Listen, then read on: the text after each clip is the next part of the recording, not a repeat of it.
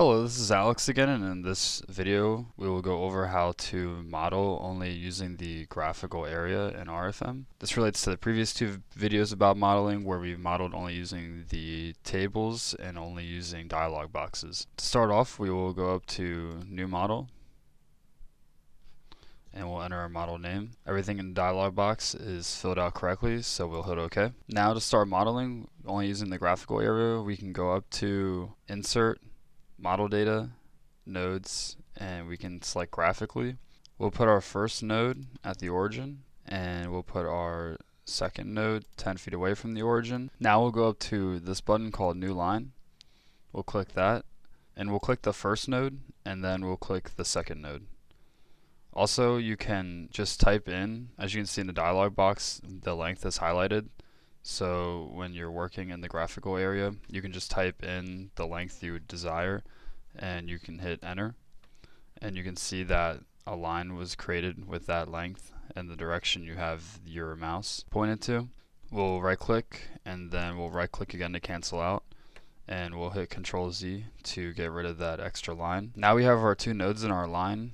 We can go to materials. We have our material set, and then we can create our cross section and we can assign it to this line. Or an easier way to do this is we can delete all this, and an easier way is to use the new single member button.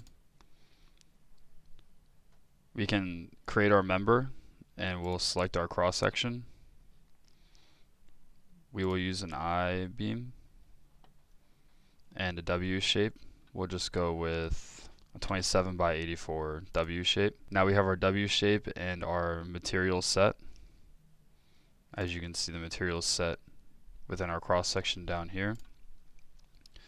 We'll click OK. And now we can just start drawing our member within the graphical area.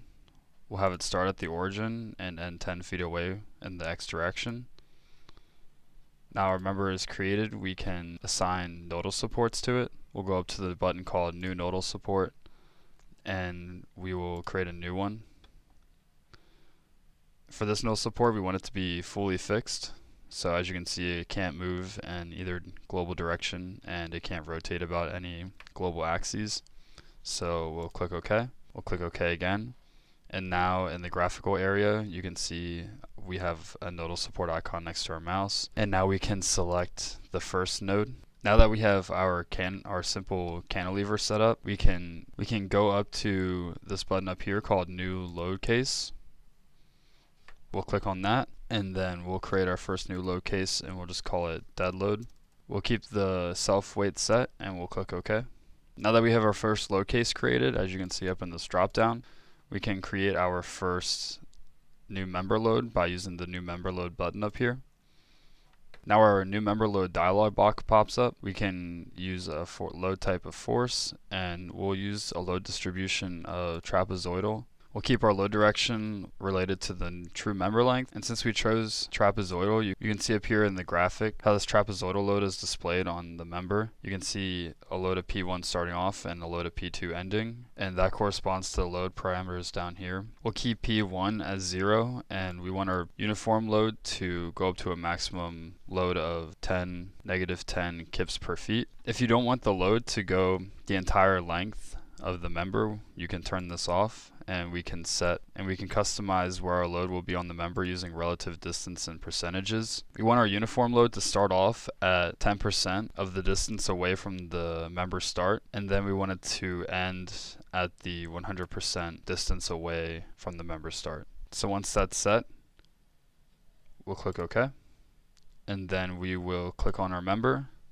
and as you can see, our load was added to the member. Now that we have our nodal support, member cross section, material, and load case and load applied to our member, we can go up to the button up here called Show Results, or we can also click the Calculate All button, and this will run our calculations, and the analysis for our calculations has appeared in the graphical area, showing our member deformation as 0.216 inches. And we can also view our maximum moment about the y-axis, and also our maximum shear or shear diagram in the z direction, and that comes up to 45.84 kips. I hope this video was helpful in learning how to model in the graphical area compared to our previous videos where we modeled in the table and modeled only using dialog boxes. In my opinion, I believe the graphical area modeling is a lot quicker and easier and can save a lot of time. In the next video, we'll go over specifically how to apply nodal loads and what that consists of. Thanks for watching.